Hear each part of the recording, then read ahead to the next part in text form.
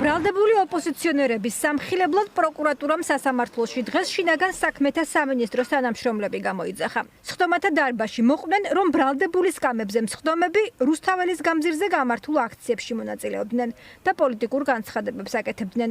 მათი განცხადებები კი დროში ემთხვეოდა დემონსტრანტებსა და პოლიციას შორის შეტაკებებს. ამ ჩვენებებით პროკურატურა ცდილობს დაამტკიცოს, რომ ოპოზიციონერი პოლიტიკოსები 2024 წლის ნოემბერ-დეკემბერში არეულობისა და საბოტაჟის ინიციატორები იყვნენ. გასაგებია, რატო არ გიშვებენ თქვენ შიგნით, იმიტომ რომ შეგიძლიათ იმდენი უზუსტოები დაიჭირო და იმდენი სასაცილო რაღაცები ნახოთ, რომ ჯერ კიდე მთავარი ამბავი რა არის.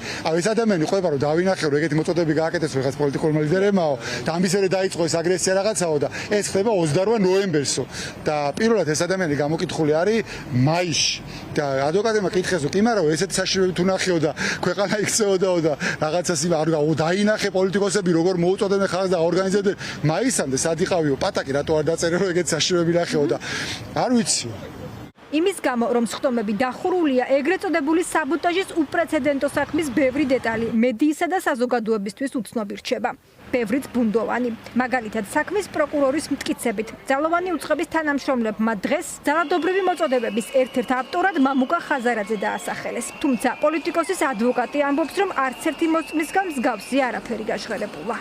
მაგალითისთვის მამუკა ხაზარაძესთან მიმართებით გითხრა დღეს ერთ-ერთმა გავამძებელმა, რომ მას შესაძაც აქცია იყო მშვიდობიანი და მამუკა ხაზარაძე მოუწოდა მოქალაქეებს, რომ უნდა მიწვეოდნენ პოლიციელებს და ასე ვთქვათ, გაერუხიათ მათი კორდონი. ამის შემდგომ ასეთი ტიპის შინაარსის კი ბატონო განმარტები გააკეთა მოწმე და ამის შემდგომ მოხდა უშუალოდ დაპირისპირება. თუმცა დანამდვილებით შემიძლია გითხრათ, რომ არც ერთი ფრაზა არ ყოფილა ზოგადი და მოწმემა პოლიტიკოსთან მიმართებით, რომელთან დაკავშირებსაც დღეს დაიკითხნენ, დეტალურად გითხრეს, ვინ რა ფრაზა თქვა.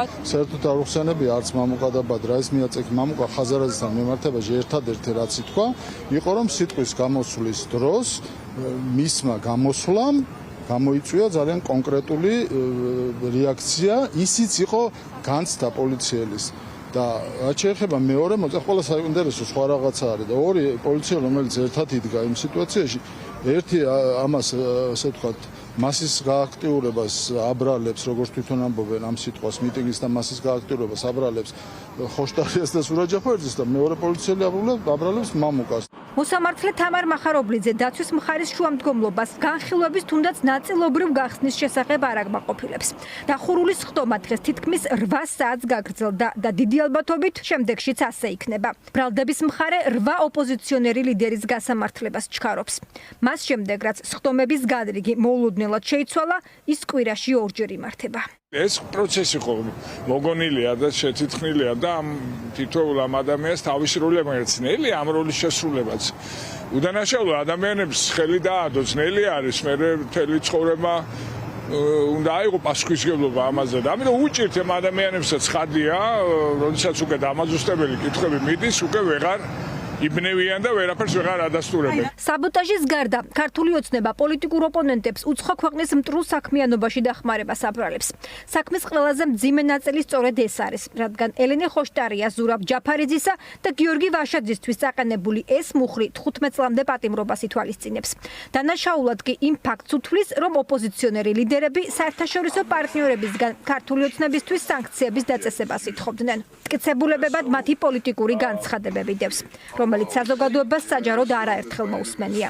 პოლიტიკოსების ადვოკატები ამბობენ, რომ ეს იქნება მორიგი შემთხვევა, როცა სასამართლოს საკუთარ თავზე მორალური ტვირთის აღება და აბსურდულ საქმეზე პოლიტიკური ვერდიქტის გამოცხადება მოუწევს. მარტივად ხდება დემონსტრირება, რომ ცრუ ჩვენებას იძლევიან, ძალიან უხერხული მდგომარეობა იქმნება დარბაზში და რეჟიმი საკუთარი პოლიტიკური მიზნების მისაღწევად წირავს უბრალოდ ამ პოლიციელებს, მას არ ადარდებს ამ პოლიციელების ღირსება. ფიზიკურად შეუძლებელია წარმოედგინო იმაზე მტრული გარემო ბრალდებულებისთვის და ჩვენთვის მათი ადვოკატებისთვის, ვიდრე ამ სასამართლოს სხდომის დარბაზშია შექმნილი. პირდაპირ მნიშვნელობით და სრული პასუხისმგებლობით ვამბობ, საუბარია მტრულ გარემოზე და არა უბრალოდ რაიმე სტანდარტის დარღვევაზე. ამას აკეთებს კონკრეტული მოსამართლე, რომელიც აცილების საფუძვლობით მისი დანიშვნის დღიდან არის გაცხადებულია საზოგადოების წინაშე. განხილვებს პროტესტის ნიშნად არც დღეს დასწრებიან ელენე ხოშტარია და ნიკა მელია.